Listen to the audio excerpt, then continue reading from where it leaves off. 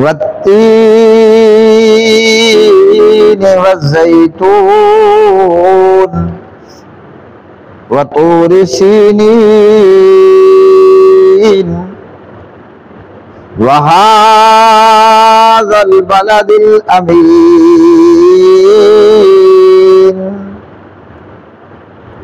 لقد خلقنا الإنسان في أحسن تقويم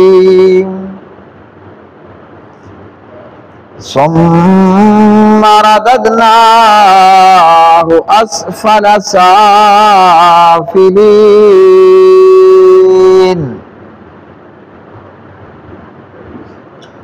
وقال زيد بن أرقم رضی اللہ تعالی عنہ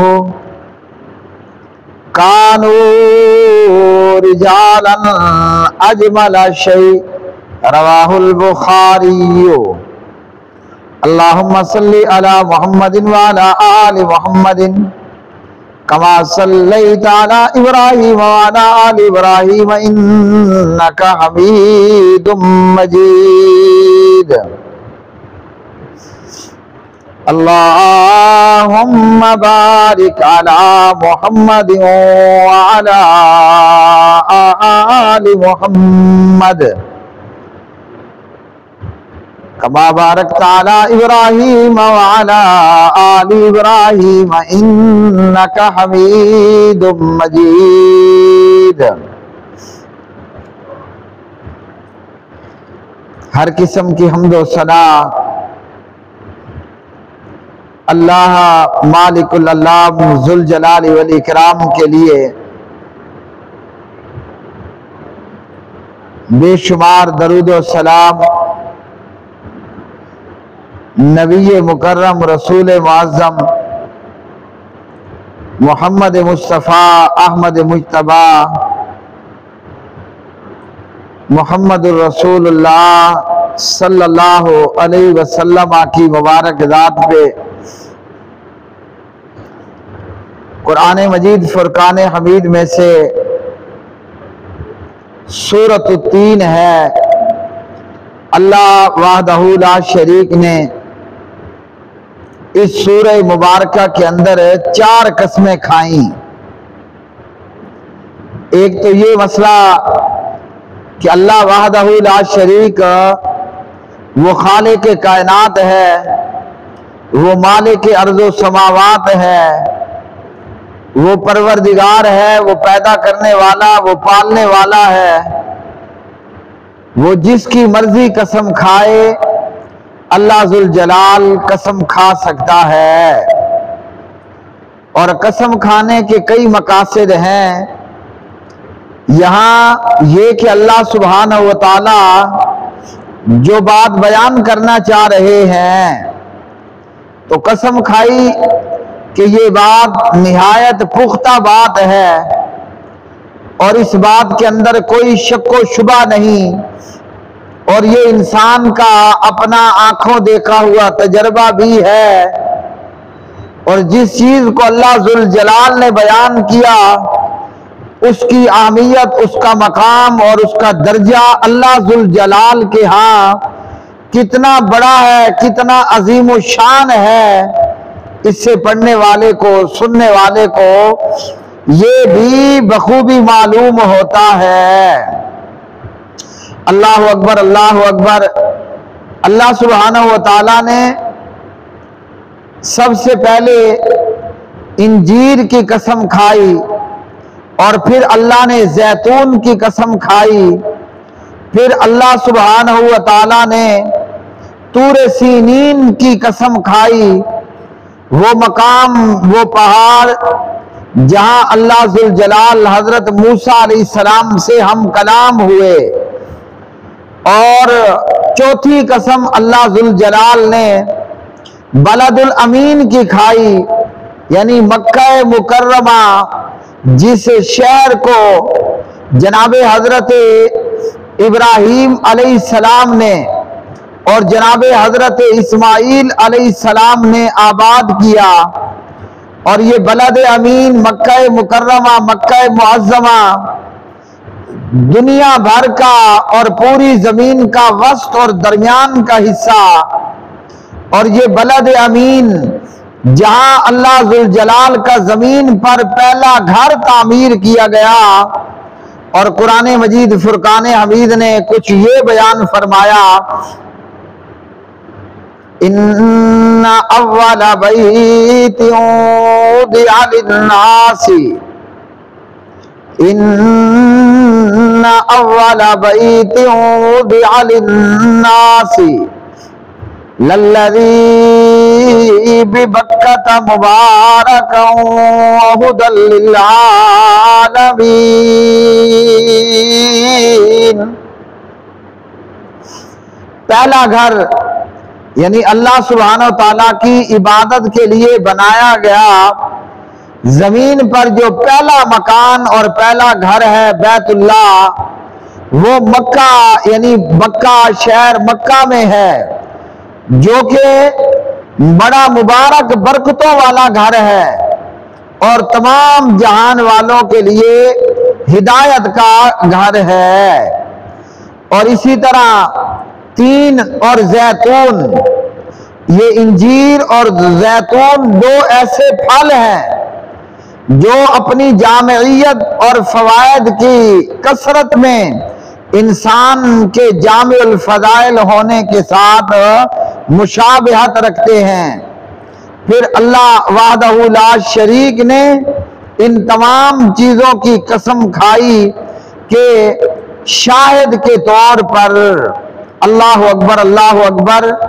اللہ ذوالجلال فرماتے ہیں والتین والزیتون وطور سینین وہذا البلد الامین۔ فرمایا کہ قسم ہے انجیر کی اور زیتون کی اور طور سینین کی اور اس امن والے شہر مکہ مکرمہ کی۔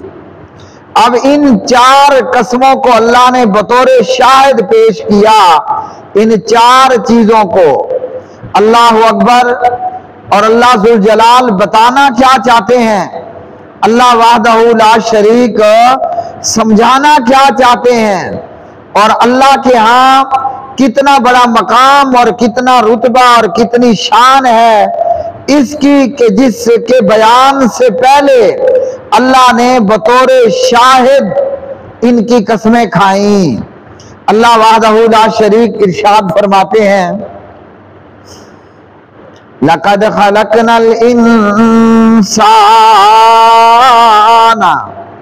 فِي أَحْسَنِ تَقْوِيمٍ۔ بلا شبہ یقیناً ہم نے انسان کو سب سے اچھی بناوٹ میں پیدا کیا ہے۔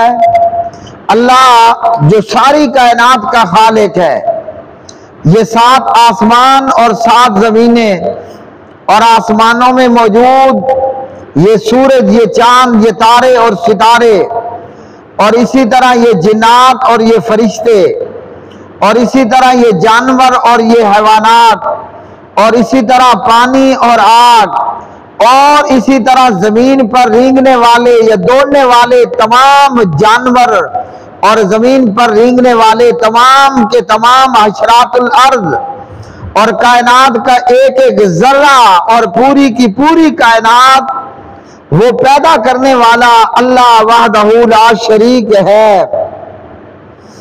وہ مالک کائنات، وہ خالق کائنات کہ جس کا نام اللہ ہے، وہ اللہ کہ نہ جس کی بیوی ہے نہ جس کی اولاد ہے، وہ اللہ جس کا نہ کوئی باپ ہے اور نہ جس کی کوئی ماں ہے، وہ سب کو پیدا کرنے والا ہے اور خود پیدا نہیں کیا گیا، وہ سب کو کھلانے والا اور پلانے والا ہے اور خود وہ نہیں کھلایا جاتا نہیں پلایا جاتا، وہ تمام کی ضرورتوں اور حاجتوں کو پورا کرنے والا ہے، اور وہ اللہ خود ہر حاجت سے اور ضرورت سے اور مصیبت سے اور کمزوری سے پاک ہے اور بلند و بالا اور برتر ہے۔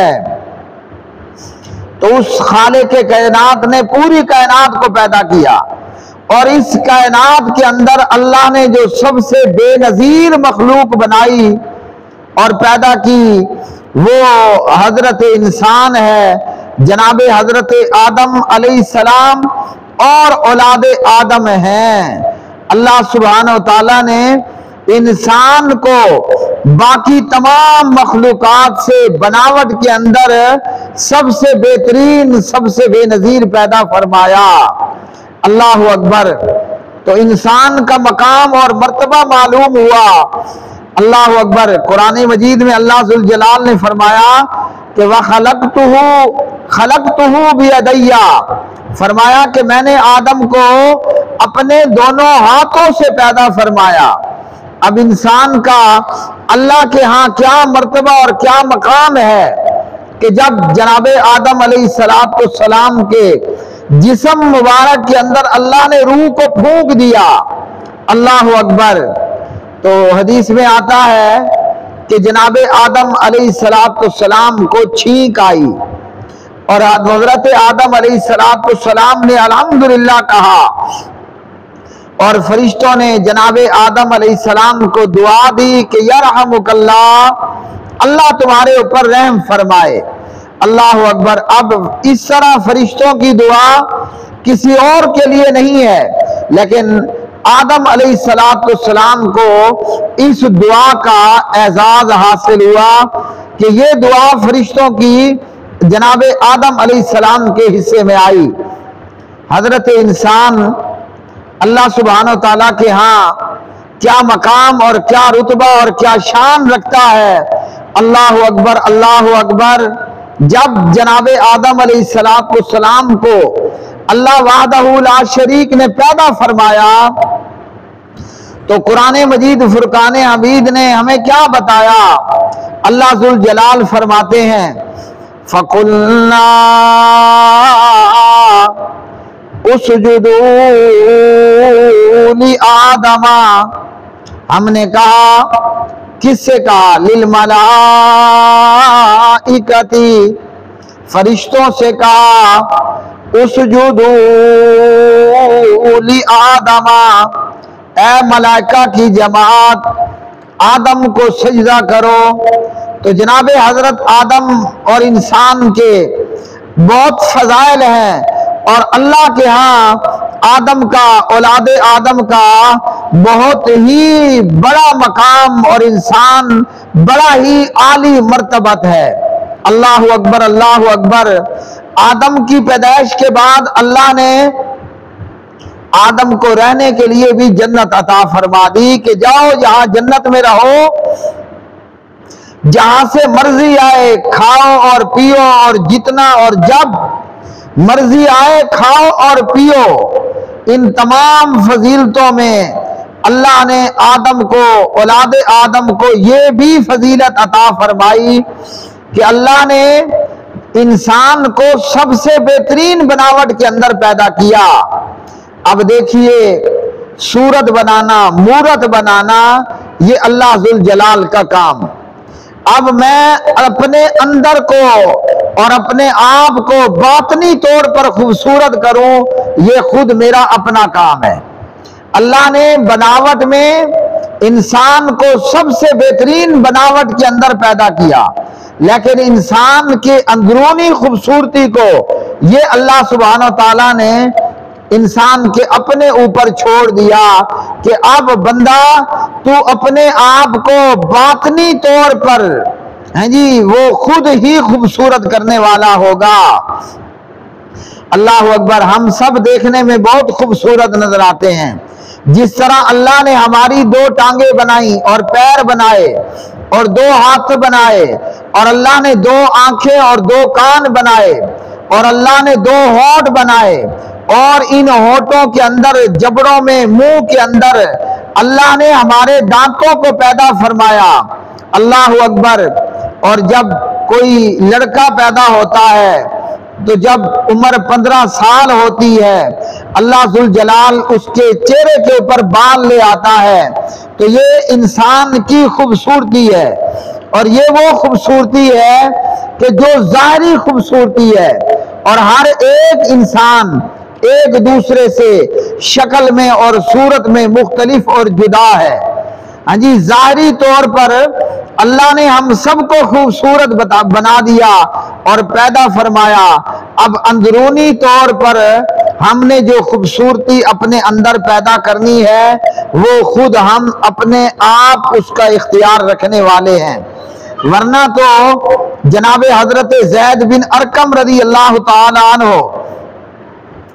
صحیح بخاری میں 4903 نمبر کی روایت میں عبداللہ ابن ابی ابن سلول اور اس کے ساتھیوں کے متعلق کہتے ہیں، کانو رجالا اجمل شیء، عبداللہ ابن ابی اور اس کے جو ساتھی تھے، یہ منافقوں کا ایک ٹولہ تھا، کہا کہ بڑے ہی خوبصورت آدمی تھے، اللہ نے قد کاٹ بھی بڑا خوبصورت دیا، اور یہ تھے بھی امیر زادے، دولت بھی اچھی، دولت بھی بہت، جب پیسہ اور دولت ہو آدمی صاف ستھرا بھی بہت رہتا ہے، کپڑے بھی بڑے قیمتی پہنتا ہے، سواری بھی بڑی خوبصورت ہوگی، گھر بھی بڑا خوبصورت ہوتا ہے۔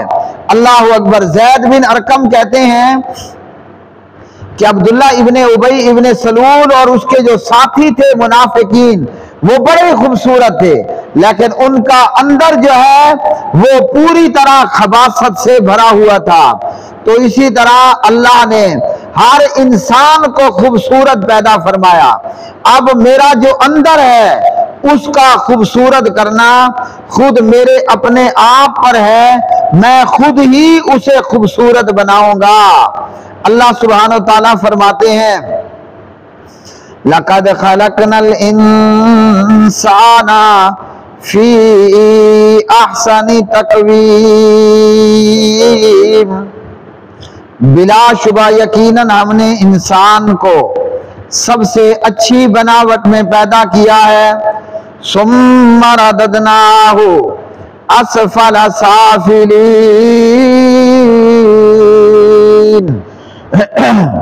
پھر ہم نے اسے لٹا کر نیچوں میں سب سے نیچے کر دیا۔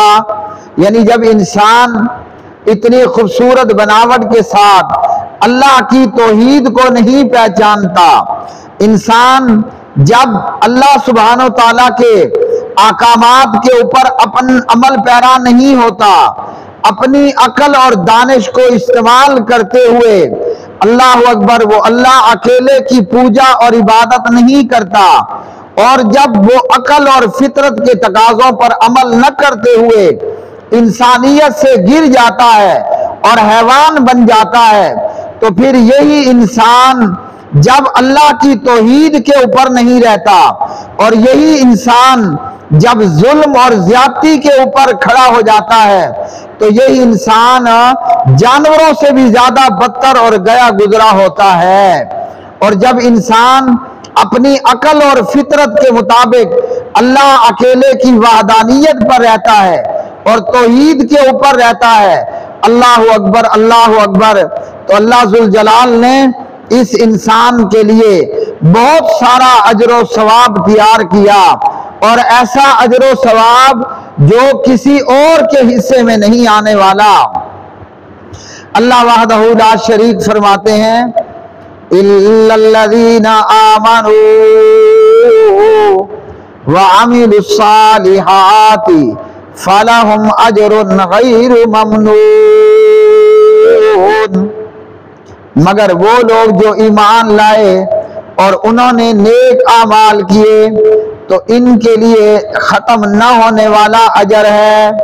جو ایماندار ہوں گے اور نیک اعمال کرنے والے ہوں گے، اللہ سبحانہ و تعالیٰ کی عبادت کرنے والے ہوں گے اور ظالم اور ظلم کرنے والے نہیں ہوں گے، تو اللہ جنت اور جنت کی نعمتوں کی صورت میں ایسا اجر اور ایسی مزدوری عطا فرمائے گا کہ جنت اور جنت کی نعمتیں کبھی ختم ہونے والی نہیں ہوں گی۔ فَمَا يُكَذِّبُكَ بَعْدُ بِالدِّينِ، پس اس کے بعد کون سی چیز تجھے جزا کے دن کے بارے میں جھٹلانے پر آمادہ کرتی ہے۔ جب اللہ نے انسان کو اتنا خوبصورت پیدا فرمایا، جب اللہ نے توحید اور شرک کی تمیز عطا فرمائی، جب اللہ نے حلال اور حرام کی تمیز عطا فرمائی، جب اللہ نے ظلم اور انصاف کی تمیز عطا فرمائی، اور اس کے باوجود بھی کوئی انسان کہے کہ مر گئے سو مر گئے، اور مرنے کے بعد دوبارہ زندگی نہیں ہوگی، اور نہ قیامت ہوگی، نہ حساب و کتاب کا دن ہوگا، ایسے لوگ انسان کہلوانے کے حقدار نہیں، وہ جانوروں سے بھی زیادہ بدتر ہیں۔ الیس اللہ بأحکم الحاکمین، کیا اللہ سب حاکموں سے بڑا حاکم نہیں ہے؟ یعنی کوئی عام حکمران ہو تو اس کے ہاں بھی یہ قانون ہوتا ہے جزا اور سزا کا۔ اگر نوکر چاکر اچھا کریں تو مالک اپنے نوکروں چاکروں کو انعام دیتا ہے، اور اگر نوکر چاکر کوئی برا کرے تو مالک اس کو سزا دیتا ہے۔ تو اللہ جو پوری کائنات کا خالق اور مالک ہے، اور جس نے پوری کائنات کو پیدا کیا، تو کیا اللہ نے جزا کا دن نہیں رکھا؟